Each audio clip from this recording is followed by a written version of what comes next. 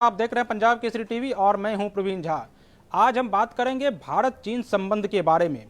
हाल के दिनों में जिस तरह से अक्साई चीन में कि गलवान घाटी में जिस तरह से चीन की तरफ से भी और बाद में उसका रिटेंशन में भारत की तरफ से भी जो प्रतिक्रिया हुई है, जो वहाँ पर सीमा पर जो बढ़ा है दबाव, उसी पर बात करेंगे।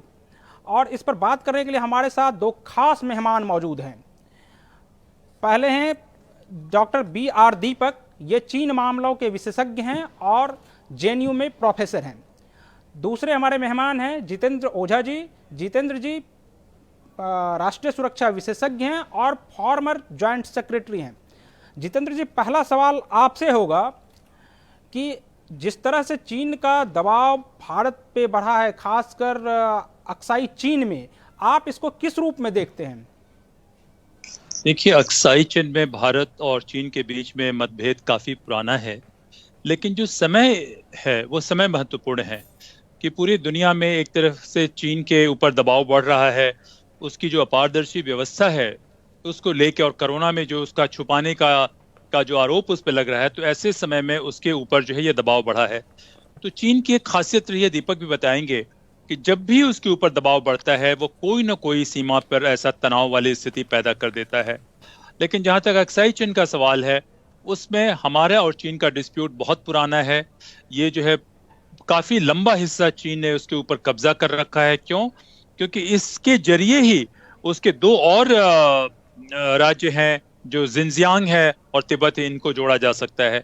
ये चीन की पुरानी स्ट्रेटजी है, मगर टाइमिंग इसकी खास है। मैंने कहा कि दबाव उनके ऊपर बढ़ रहा है, तो उस दबाव को डाइवर्ट करने के लिए, इंटरनल प्रेशर को डाइवर्ट करने के लिए उन्होंने सीमा पे तनाव बढ़ा दिया है।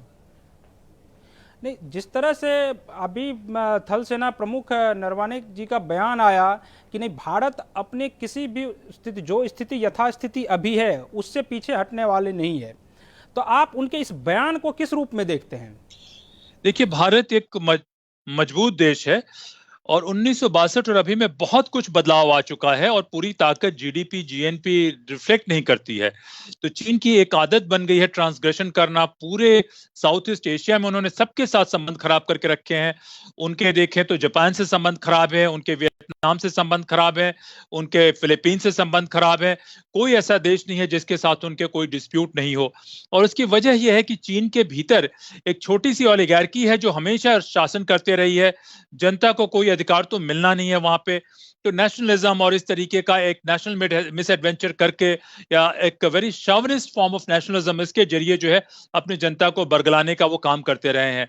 तो मैं समझता हूं कि एक तो अक्साई चीन का हमारा जो डिस्प्यूट है उसको हमें बहुत ही इफेक्टिवली परस्यू करना होगा, जिसमें आर्मी चीफ ने बिल्कुल सही कहा कि भाई हम बिल्कुल बैकआउट करने वाले नहीं है, हम अपने टेरिटरी का मुकाबला करेंगे, जम के उसको डिफेंड करेंगे।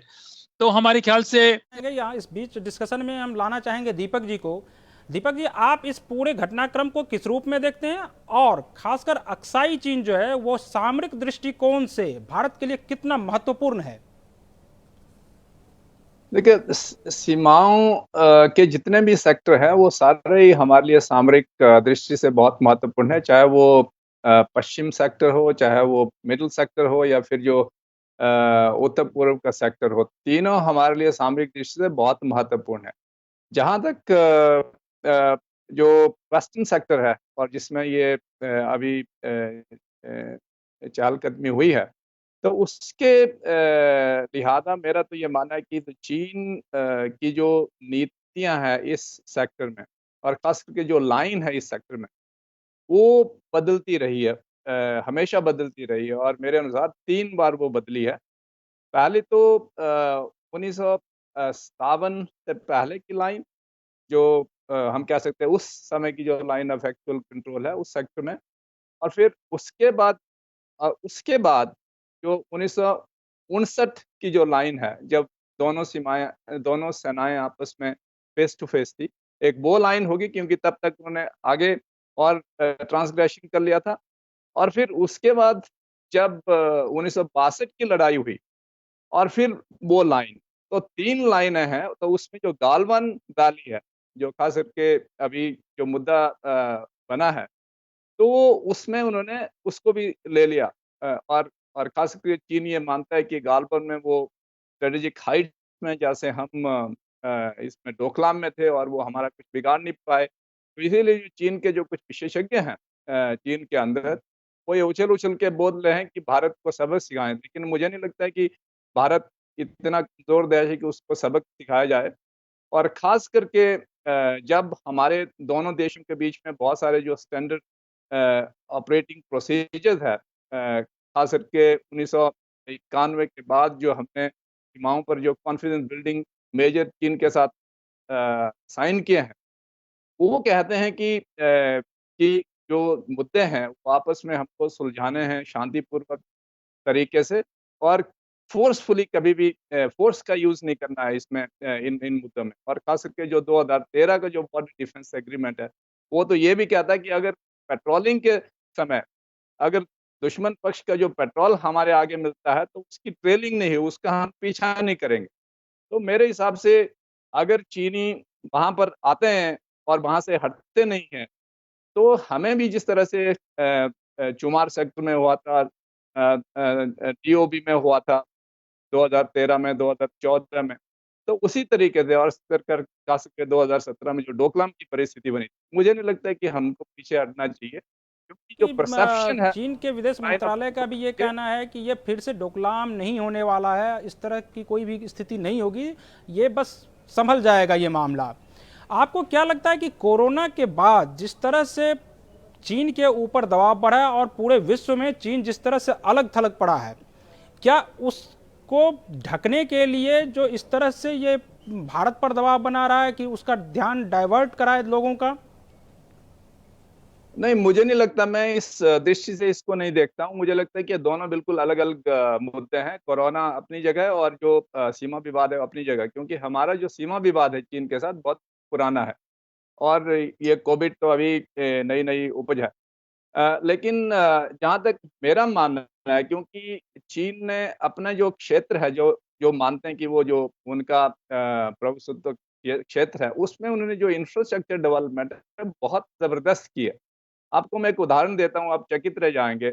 और मैं तब हमारे जो रक्षा मंत्री थे, एंटनी जी होते थे, उन्होंने पार्लियामेंट में बयान दिया था कि चीन में, ये 2009 की बात है, यूपीए 2 के शासनकाल की बात है, तो उन्होंने कहा था कि चीन ने जो तिब्बत का जो क्षेत्र है, उसमें उन्होंने अपनी तरफ 56,000 किलोमीटर सड़कें बनाई हैं। और 2020 में अब 10 सालों के बाद, तो मैं आपको नए आंकड़े देता हूँ, तो यही आंकड़े 90,000 किलोमीटर पहुँच गए हैं। तो इससे आप अंदाज़ा लगा सकते हैं कि जिस तरह से इंफ्रास्ट्रक्चर डेवलपमेंट उनके सीमा की तरफ बढ़ा हुआ है, तो बहुत ही खतरनाक तरीके से, चाहे वो रोड्स हो, चाहे वो रेलवे हो, चाहे वो एयरपोर्ट्स हो। और इसके साथ जब भारत ने उसका मुकाबला करने की कोशिश की, वो चीन लगातार सीमा पर जो है वो अपनी पहुंच को बनाने के लिए लगातार वहां पर इंफ्रास्ट्रक्चर को डेवलप कर रहा है। हाँ, तो इसीलिए जब हमने अपना इंफ्रास्ट्रक्चर डेवलप शुरू किया, तो ये चीन को खटक रहा है। वो उसको ये पसंद नहीं आ रहा, क्योंकि आज तक हम वहाँ पर बिल्कुल जो एक्सेसिबिलिटी थी हमारी एलएसी की, वो बहुत कमज़ोर थी। लेकिन अब एक्सेसिबिलिटी धीरे-धीरे बढ़ रही है। जैसे हमारे प्रोजेक्ट है, खास करके 2022 तक वो 61 प्रोजेक्ट हमारे जो सीमावर्ती क्षेत्र हैं उसमें पूरे हो जाएँगे। और चीन इससे थोड़ा बुखला गया है, और मेरा मानना है कि यही जो, अगर चीन हमको बोल रहा है कि आपने सीमा में जो इंफ्रास्ट्रक्चर बना रहे हैं या फिर डिफेंस कैपेबिलिटी बढ़ा रहे हैं, तो आपने तो पहले ही बढ़ा के रखी है। तो इसीलिए या तो दोनों को पीछे डिसएंगेज करना चाहिए, या तो फिर जो बैलेंसर है, तो वहीं वहाँ आपको कुछ ना कुछ तरीका ढूँढना पड़ेगा, जो मिडल वे ढूँढना पड़ेगा। नहीं तो जो कन्फ्रंटेशन की स्थिति है वो आगे आगे भी बरकरार होती थी।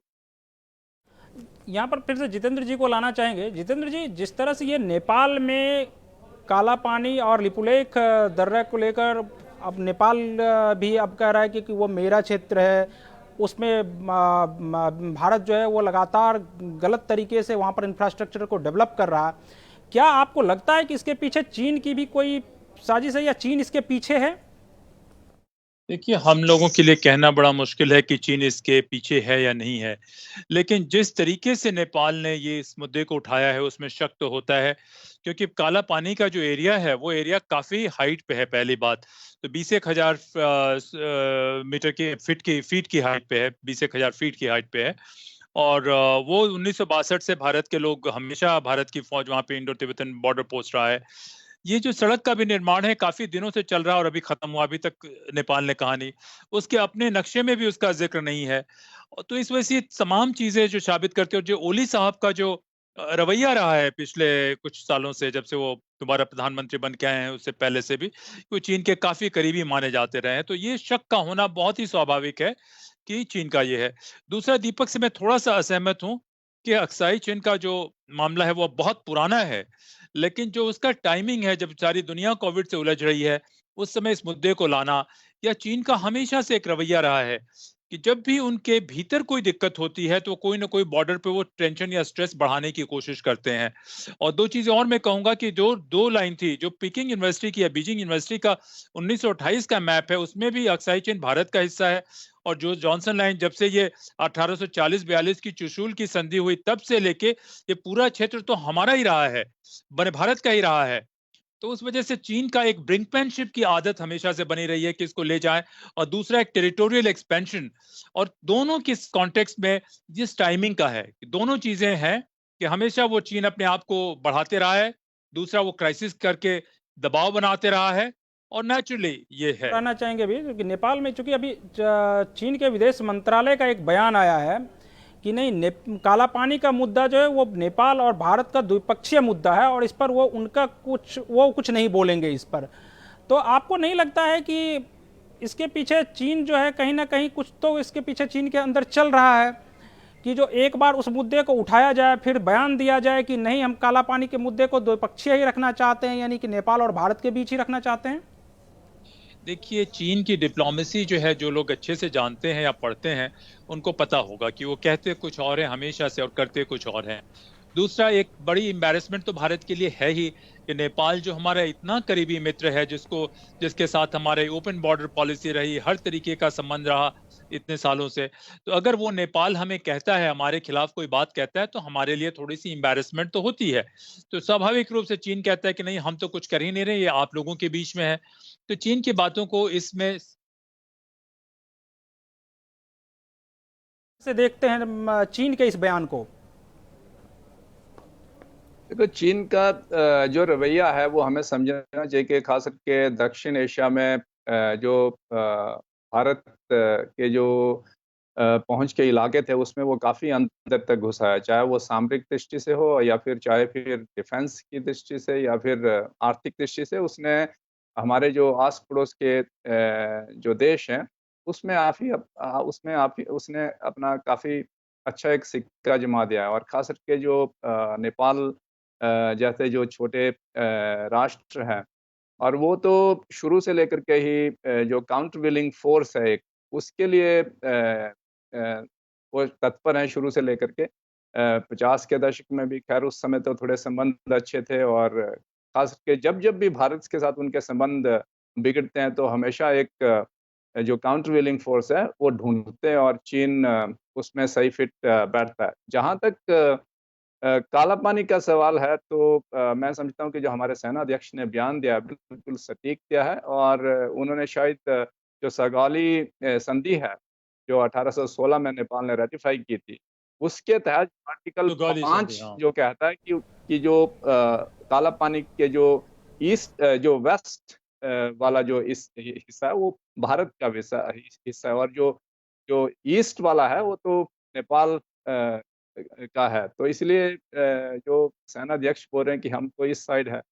लेकिन जहाँ तक चीन का सवाल है, तो मुझे लगता है कि वो शायद तो ज़रूर देता है, लेकिन कहाँ तक इसको प्रूव करना थोड़ा-सा अभी इस स्टेज पे थोड़ा मुश्किल है। हालाँकि ख़ास करके जो नेपाल की जो राष्ट्रवादी ताकतें या फिर जो कम्युनिस्ट ताकतें हैं, वो शुरू से ये कह रही है कि जो सगाउली की संधि है, फिर उसको 1950 में दोबारा उसको रिप्लेस किया था 1950 की संधि ने। इसका दोबारा से एक मूल्यांकन होना चाहिए और नए सिरे से बातचीत होनी चाहिए भारत के साथ। हालाँकि नेपाल ने इसको उठाया भी है, ख़ास करके जब हमने जम्मू कश्मीर को यूनियन टेरिटरी में बदल दिया, तो उस समय उन्होंने 2 बार प्रस्ताव भी रखे थे। और इस दृष्टि से मुझे लगता है कि भारत को उसको एंगेज करना चाहिए था। जब उसने सवाल उठाए कि चलो बातचीत करते हैं, तो बातचीत कर लेनी चाहिए थी उनको, ये मेरा मानना है। कोरोना घटनाक्रम के बाद जिस तरह से बड़ी कंपनियां अब चीन को छोड़ने का लगभग फैसला कर लिया है और उसका ज़्यादातर झुकाव जो है वो भारत की तरफ देखा जा रहा है, क्या यह भी एक वजह है इसके पीछे की? आप क्या मानते हैं इसके बारे में? ये वजह तो मुझसे कह रहे हैं दीपक मैं से। ये कह नहीं सकता हूँ कि ये वजह होगी, लेकिन मुझसे हाँ कह रहे हैं? जरूर है जो पोस्ट कोविड मुझसे 19 जो कह रहे हैं? सिचुएशन होगी, खासकर जो आर्थिक परिस्थितियां बनेंगी, तो उसमें भारत एक बड़ी इन्वेस्टमेंट डेस्टिनेशन बन के उभर आया है।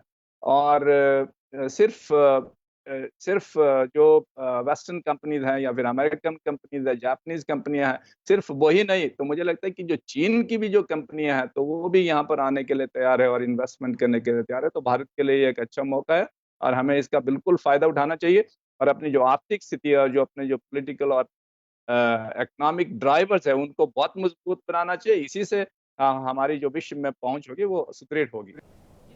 जितेंद्र जी, आप क्या सोचते हैं, जिस तरह से देखा जा रहा है कि बड़ी बड़ी कंपनियां जो है वो अब भारत की तरफ ज़्यादातर झुकाव बड़ी बड़ी कंपनियों का भारत की तरफ हो रहा है, यहाँ तक कि कुछ चाइनीज कंपनी भी जो है वो भी भारत में इन्वेस्ट करने की सोच रही है, तो आपको क्या लगता है कि इस सब के पीछे भी यह एक वजह है कि भारत के ऊपर दबाव बनाने की ये कोशिश है चीन की? देखिए, चीन की जो मानसिकता समझ में आ रही है, वो कभी भी भारत को मजबूत होते हुए देख नहीं सकता है। और किसी भी दिशा में अगर भारत की प्रगति होगी तो वो कहीं ना कहीं आके वो रोड़ा अटकाएगा ही, कहीं ना कहीं परेशानी पैदा करेगा। और जहां तक आप बता रहे हैं कंपनियों के आने का सवाल है, चीन की अपारदर्शी व्यवस्था से जहां कहीं भी कुछ भी हो सकता है, जहां कोई ट्रांसपेरेंसी नहीं है, तो इससे लोग तो नाखुश हैं। चीन के लोग भी बहुत ज्यादा खुश नहीं है। पता नहीं दीपक कितना सहमत होंगे। हाल में जो कुछ हो रहा है चीन के भीतर, कि वहां के जो वर्तमान राष्ट्रपति हैं उनकी ताकत बहुत बड़ी है। उन्होंने अपने विपक्षियों को भी खत्म करने के लिए काफी नॉन ट्रांसपेरेंट तरीके से लोगों को ये किया है, तो इसको चिंता तो हो रहा है। जितेंद्र जी, आपसे ये सवाल मैं इसलिए पूछ रहा हूँ क्योंकि वहाँ की जो चीनी मीडिया यानी जो मुखपत्र, जिसको ग्लोबल टाइम्स जो वहाँ का मुखपत्र एक तरह से कहा जाता है, वो लगातार इस चीज़ का जिक्र कर रही है कि जो यूपी में जिस तरह से टास्क फोर्स बना है इंडस्ट्री को लाने के लिए, उस पर उसकी पैनी नज़र है, तो क्या यह एक वजह है कि जो चीन जो है वो डाइवर्ट करना चाह रहा है मुद्दा को? देखिए, चीन तो हमेशा करना चाहेगा, और जैसे मैंने कहा कि उसे कभी पसंद नहीं है कि भारत सशक्त हो या भारत मजबूत हो या इस तरीके का डाइवर्जन हो कि वहां से इंडस्ट्रीज यहाँ पे आए, तो वो उसकी हमेशा से एक स्ट्रेटेजिक चाल रहनी ही रहनी है। तो इसके लिए है या नहीं हम तो नहीं कह सकते हैं, लेकिन हम इसको नकार भी नहीं सकते हैं, क्योंकि दुनिया की जो इनको एक बड़ा सेटबैक लग सकता है, यानी इसके अर्थव्यवस्था के रूप में अगर देखें तो क्या इससे एक बहुत बड़ा झटका चीन को नहीं लग सकता है अगर वहां से कंपनियां शिफ्ट होंगी दूसरे देशों में? देखिए, झटका तो जरूर लगेगा, दीपक इसको और विस्तार से बताएंगे, लेकिन मेरा मानना है कि हमें अपने भीतर के इंफ्रास्ट्रक्चर को, अपने भीतर की फैसिलिटीज को और इंप्रूव करने की जरूरत है। अगर दोनों बराबर पे हैं तो निश्चित रूप से दुनिया की 90% कंपनियां भारत में रहना चाहेंगी, क्योंकि एक अपारदर्शी व्यवस्था में जहां कोई रूल ऑफ लॉ नहीं है, सब कुछ ओपेक है, जहां कहीं कुछ भी हो सकता है, वैसी व्यवस्था में कोई नहीं जाना चाहेगा। तो सारी चीजें बराबर हो तो मेरा मानना है कि दुनिया के 90% कंपनियां जो वहां पे हैं वो सीधे भारत में आएंगे, बशर्ते भारत उनके बराबर की फैसिलिटी देने की पोजीशन में हो। आप क्या मानते हैं कि क्या वहां से बड़ी बड़ी कंपनियां जो है वो भारत शिफ्ट हो सकती है? देखिए, हमें उतना भी आशावादी नहीं होना चाहिए, क्योंकि हमारे कुछ अपनी समस्याएं हैं, खास करके बुनियादी ढांचे की जो समस्याएं हैं, बिजली पानी की समस्याएं हैं और जो भूमि अधिग्रहण की समस्याएं हैं, तो और जो लेबर लॉज हैं, तो उसको हमको दुरुस्त करना पड़ेगा। और इसके साथ साथ मैं ये भी कहना चाहूँगा कि जो बड़ी-बड़ी कंपनियाँ, उनका जो स्थानांतरण चीन से है, वो तो जो पहले जो अमेरिका और चीन की जो ट्रेड वॉर है, उसके बाद ही प्रक्रिया शुरू हो गई थी। यहाँ तक कि जो चीन की जो अपनी जो लेबर इंटेंसिव कंपनियाँ हैं, तो वो भी जो साउथ ईस्ट एशिया के देश हैं, जैसे वियतनाम हो गया, थाईलैंड हो गया, इंडोनेशिया हो गया और यहाँ तक कि म्यांमार हो गया, उसमें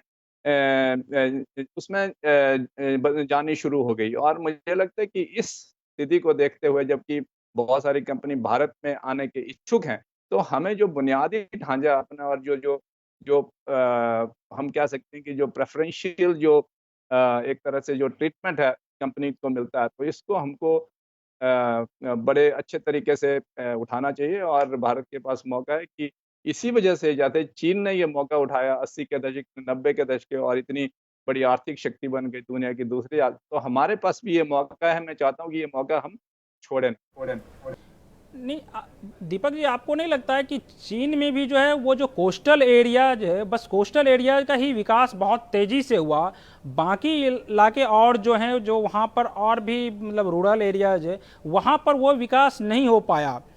तो आपको और यही वजह है कि जो आपने अर्थव्यवस्था को बूस्ट करने के लिए लगभग 100 से ज़्यादा घोस्ट विलेज बनाए हुए हैं, जिसमें सिर्फ सप्लाई एंड डिमांड के लिए तो बस वो जिस तरह से चाहे वो सीमेंट फैक्ट्री हो, आयरन फैक्ट्री हो, इसको बढ़ाने के लिए वहाँ घोस्ट विलेज तो बना दिया, लेकिन अब वहाँ रहने वाले कोई नहीं है। तो क्या आपको नहीं लगता कि जब ये कंपनियां भी वहाँ से आ जाएंगी तो वहाँ की अर्थव्यवस्था जो चाइनीज अर्थव्यवस्था है वो काफ़ी डंप हो जाएगी? नहीं, अर्थव्यवस्था पे ज़रूर थोड़ा बहुत असर पड़ेगा। जैसे मान लो कि इस वर्ष 7% के आसपास उनकी जो जीडीपी दर है वो नीचे गिर जाएगी, माइनस में चली जाएगी। लेकिन चीन ये पहले से सोच रहा है। अगर आपने उनको 2013 और 2015 की जो उनकी नीतियाँ देखेंगे, खास करके जो मेड इन चाइना 2025 के जो कागज़ात हैं, अगर उसमें देखेंगे, उनको पता था कि ये होने वाला है, क्योंकि जो लेबर इंटेंसिव इंडस्ट्री तो कुछ टाइम तक रहती है, आपको तो विंडोज होती है उसकी, और जैसे ही आपका जो लिविंग स्टैंडर्ड है बढ़ता रहता है, तो फिर आपको प्रॉब्लम होती है, तो वो अपने आप ही रिलोकेट होती है दूसरे देशों में। तो चीन के साथ भी यही हुआ है, और खास करके वो हाई एंड जो प्रोडक्टिविटी है, मैन्युफैक्चरिंग है, उसमें ज़्यादा ध्यान दे रहे हैं। जैसे क्वांटम कंप्यूटिंग हो गया, आर्टिफिशियल इंटेलिजेंस, एरोस्पेस हो गया, बायो फार्मा हो गया। तो इस तरह से बहुत सारे उन्होंने 10 सेक्टर आइडेंटिफाई किए हैं। और इस चलते हुए मुझे लगता है कि खास करके जो फोर्थ इंडस्ट्रियल रेवोल्यूशन है, चीन उसके लिए बिल्कुल तैयार है। इसीलिए जो 5G वगैरह, हुआवे की बात इधर उधर को पूरे जोरों शोरों से पूरी दुनिया में कर रहे हैं, तो उनको पता है कि यही जो टेक्नोलॉजी है, यही ड्राइव करेगी इकोनॉमी को आने वाले दिनों में। तो इसलिए चीन अभी भी मुझे लगता है कि उतना चरमराएगी नहीं उसकी जो अर्थव्यवस्था है, क्योंकि बहुत बड़ी अर्थव्यवस्था है। लेकिन हमें ज़रूर ये ख्याल रखना होगा कि जैसे सुरक्षा की दृष्टि से जो वेस्टर्न कंट्री और खास करके अमेरिका हमारे लिए बहुत ही महत्वपूर्ण और लाभदायक है, वैसे ही मुझे लगता है कि आर्थिक दृष्टि से हमको चीन को भी नहीं भूलना चाहिए, क्योंकि चीन खास करके जो हमारे देश में अभी इन्वेस्टमेंट हुआ है, कम हुआ है, हालांकि 8-9 बिलियन डॉलर के आसपास ये इन्वेस्टमेंट है, लेकिन जिस तरह से उसने हमारे जो देश के जो नागरिक हैं, खास करके 2 लाख नागरिकों को जो रोजगार मिला है, जैसे नोएडा में क्लस्टर्स है उनके, चेन्नई में क्लस्टर्स हैं, फिर हैदराबाद में जो क्लस्टर्स हैं, जो सप्लाई चेन है वो पहले ही थोड़ी-थोड़ी वहाँ से हमारे देश में आनी शुरू हो गई थी। तो मुझे लगता है कि इसके बाद जैसे जो विदेशी कंपनियाँ हैं वो वहाँ से उठ करके दूसरी जगह जाएगी, तो उसी तरह चीनी जो कंपनियाँ, लेबर इंटेंसिव कंपनी खा सकती है, वो भी हमारे देश में आ सकती हैं। तो इसलिए इस दृष्टि से भी हमको उसको नहीं भूलना चाहिए और उसका फायदा उठाना चाहिए। जितेंद्र जी, आप सुन रहे हैं? लगता है जितेंद्र जी से हमारा संपर्क टूट गया है। अच्छा, तो आपको क्या लगता है दीपक जी कि किस तरह से, आज जितेंद्र जी एक बार फिर से हमारे साथ जुड़ चुके हैं। जितेंद्र जी, आपसे ही ये सवाल है, चूंकि आपसे संपर्क कट गया था तो मैं दीपक जी से पूछने लगा था। क्या आपको क्या लगता है कि भारत में किसी भी कंपनी को लाने के लिए किस तरह के बदलाव किए जाने चाहिए ताकि बाहरी जो कंपनियां आए उनको हम आकर्षित कर सकें यहाँ भारत में? जैसे दीपक ने भी पहले कहा और पिछले बातचीत में भी हम लोगों ने कहा कि कुछ बुनियादी ढांचे हमारे मजबूत होने की जरूरत है। दूसरा, हमें डेस्परेशन नहीं दिखाना चाहिए कि हमें हर हालत में हर तरीके का इंडस्ट्री लेना है। हमें अपने हितों को भी ध्यान में रखना चाहिए। जैसे इन्होंने कहा कि वो हाई एंड पे कंसंट्रेट करें, तो ये नहीं कि हम बहुत ज्यादा लेबर इंटेंसिव या पोल्यूशन जनरेटिंग या इस तरीके की इंडस्ट्री लेके आए। देखिए, चेंजेस तो बहुत सारे होने चाहिए। जैसे हमने कहा कि फिजिकल लेबर की फिजिकल कैपेसिटी, उसके स्किल से लेके जो आप स्पेशल इकोनॉमिक जोन से आइडेंटिफाई करते हैं, पावर की बंदोबस्त जो करते हैं, ये तमाम चीजें, ये एक टोटली अलग मुद्दा हो जाता है और उस मुद्दे पे अलग से बातचीत होनी चाहिए। लेकिन साथ में जो इन्होंने कहा जैसे सहमत हूं कि दो चीजें हैं। पहली बात तो चीन पहले से तैयार है, वो काफी लोअर एंड की इंडस्ट्री से वो खुद निकलना चाहता था, तो उसकी प्रिपरेशन है। पहली बात ये है। दूसरा जो है, उनका जो चीन का कुल मिला के अगर हम देखें कि वो अब अपने आप को अमेरिका के ही बराबर समझते हैं, भारत को वो काउंट नहीं करते हैं, भारत को अपने इक्विवेलेंट वो समझते ही नहीं है। तो इकोनॉमिकली अदरवाइज वो काफी एडवांस हो चुके हैं। तो जो हमारा इंटरनल मामला है, हमको उसको सेपरेटली देखने की जरूरत है। जो गवर्नेंस के कोरोना से मामले हैं, रिलेटेड ये सवाल गवर्नेंस के है रिफॉर्म की बात हम दीपक कर जी, रहे हैं। आपसे ये सवाल है कि क्या जो जिस तरह से WHO और की रिपोर्ट जो बताती है और जो चाइना में हुआ है कोरोना वायरस को लेकर, तो क्या आपको नहीं लगता इसमें पूरा घालमेल है WHO और चीन के बीच?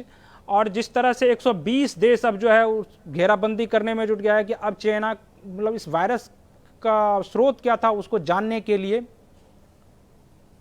नहीं, इसमें दो पहलू हैं। एक तो जब चीन में जो ये वायरस शुरू हुआ और शुरू में जो उन्होंने ढील बरती इसमें खास करके, क्योंकि मैं तो ये मानता हूँ कि ये एक नई तरह का वायरस था और किसी को इसके बारे में पता नहीं था, और चीनियों को भी इसके बारे में उतनी जानकारी नहीं थी, और खास करके जो लोकल अथॉरिटी है, तो इसलिए उन्होंने शुरू में जो अपना कहते हैं कि जो फेस सेविंग या फिर टेक्निक है, या फिर हो सकता है कि जो हायर अथॉरिटी के आगे मतलब ये सब उनकी जो नाकामी है वो नज़र ना आए, तो इसलिए उन्होंने शुरू में ढील बरती, और जब स्थिति बाहर हो गई तो फिर जाकर के जो सेंट्रल गवर्नमेंट, तो फिर उन्होंने दबाव बनाना शुरू कर दिया, और तब जाकर के उन्होंने WHO को इंटीमेट किया फिर। लेकिन WHO भी उसमें थोड़ी आनाकानी कर रहा है, चीन का थोड़ा पक्ष ले रहा है, और जिस तरह से खास करके उन्होंने कहा शुरू में कि ये जो ह्यूमन टू ह्यूमन उसका संक्रमण है वो नहीं है। लेकिन मेरा ये भी मानना है कि ये सब बातें 24 जनवरी तक तो ठीक थी, क्योंकि 24 जनवरी को वुहान लॉकडाउन हो गया था पूरी तरह से, और उसके बाद जैसे भारत ने तो एकदम तुरंत कदम उठाए थे, लेकिन हमने जो वेस्टर्न कंट्रीज है, खास के इटली जैसे जो देश है, वहाँ से हमने इसको रोका नहीं, और अपने बॉर्डर के लिए रोके नहीं, जिस तरह से हमने चीन के लिए रोका। तो फिर भी जो देश थे, दुनिया भर के देश, उनके पास कम से कम मेरा मानना है कि 2 महीने का वक़्त था, और 2 महीने के बाद भी उन्होंने थोड़ी ढील बरती विदेशी जो देश हैं। आपको नहीं लगता है कि पहले जिस समय ये वायरस उत्पन्न हुआ उस समय भारत लगभग सॉफ्ट कॉर्नर था भारत का चीन के प्रति?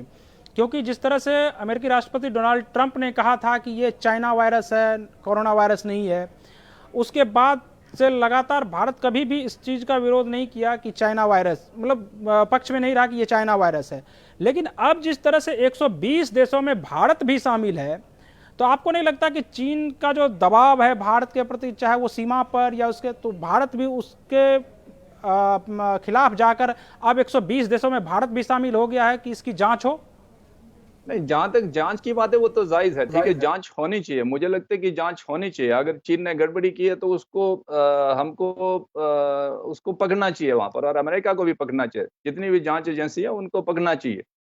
तो लेकिन जहाँ तक जो भारत का जो स्टैंड था कि उसको चीनी वायरस नहीं कहा, मुझे लगता है कि हमारी जो नीति बिल्कुल ठीक थी, क्योंकि इतने ज़्यादा जो वायरस है दुनिया भर में फैलते हैं, जो एड्स से लेकर के अभी इबोला तक, तो फिर तो इसका कभी अंत ही नहीं होगा। फिर तो अमेरिकन एड्स होगा, फिर जहाँ तक कंपनसेशन की बात होगी, तो अमेरिका को कंपनसेट करना पड़ेगा पूरी दुनिया को एड्स के लिए, क्योंकि वहाँ ये सबसे पहले शुरू हुआ था। तो इसलिए ये तो दूसरे पक्ष के इश्यू हैं, लेकिन जहाँ तक जाँच का सवाल है, मुझे लगता है बिल्कुल जाँच होनी चाहिए, निष्पक्ष जाँच होनी चाहिए, और इसकी बिल्कुल जड़ तक जाना चाहिए। अगर अगर अगर चीन उसमें कुछ हरकत करता हुआ पाया गया, तो उसको पूरे दुनिया के सामने उसको नंगा करना चाहिए, तो मैं तो ये मानता हूँ। जी जितेंद्र जी, एक चीज मैं कहना आपसे है, चाहूंगा। लास्ट सवाल, क्या आपको क्या लगता है कि भारत क्यों इसके पक्ष में है? आप क्या मानते हैं? देखिए, भारत एक इंडिपेंडेंट और माइंडेड कंट्री है, हमारे अपने इश्यूज हैं, हमारे अपने एजेंडा है। वेस्ट और चीन के बीच में जो भी डिफरेंसेस क्यों ना हो, चीन हमारा नेबर है, हमें उसके साथ डील करना है। जहां हमारे इश्यूज इन्वॉल्व होंगे, भारत निश्चित रूप से अपने अधिकारों को असर्ट करेगा, जोरों से असर्ट करेगा। लेकिन कहने के बावजूद भारत जो है कभी भी किसी और की कन्वीनियंस के लिए, किसी और की सहूलियत के लिए बहुत ज्यादा कॉन्फ्रंटेशन स्टैंड भारत को नहीं लेना चाहिए, क्योंकि इस एरिया में ट्रैंक्विलिटी, स्टेबिलिटी, पीस वाकई जरूरी है। तो इस वजह से मैं समझता हूं कि भारत जो है इश्यूज को उनके मेरिट के बेसिस पे डील कर रहा है। लेकिन जहां तक इसका सवाल है कि ये जो चीन की लापरवाही हुई, दीपक से थोड़ा सा मैं और कहूंगा उन्हीं की बात में, कि जिस डॉक्टर ने पहले बताने की कोशिश की गई तो उसको जेल में बंद कर दिया गया। पहले उसको हर तरीके से कवर अप करने की कोशिश की गई। तो ये अगर कवर अप नहीं हुआ होता तो शायद पूरी दुनिया को इतना खामियाजा नहीं भुगतना पड़ता। तो इस हिसाब से मैं सोचता हूं कि भारत का अभी का जो स्टैंड है, या उस समय का भी जो स्टैंड है, वो इश्यूज की मेरिट के ऊपर डिपेंड करता था। लेकिन फिर भी चीन के साथ भारत को डील करना है, और हम अननेसेसरी कॉन्फ्रंटेशन वाकई नहीं करना चाहिए, और जो भी तरीका है उसको पकड़ के एक इश्यूज को रिजॉल्व करने की जरूरत है, और रिजॉल्व करने के बाद इश्यूज को मेरिट से डील करने की जरूरत है। तो मुझे लगता है कि भारत का ऐसा ही स्टैंड रहा है। जी और दीपक जी, आप दोनों का बहुत बहुत शुक्रिया हमारे साथ जुड़ने के लिए, और जो दर्शक अभी तक हमारे साथ जुड़े हुए हैं उनका भी बहुत बहुत शुक्रिया। थैंक यू, बहुत बहुत धन्यवाद। धन्यवाद।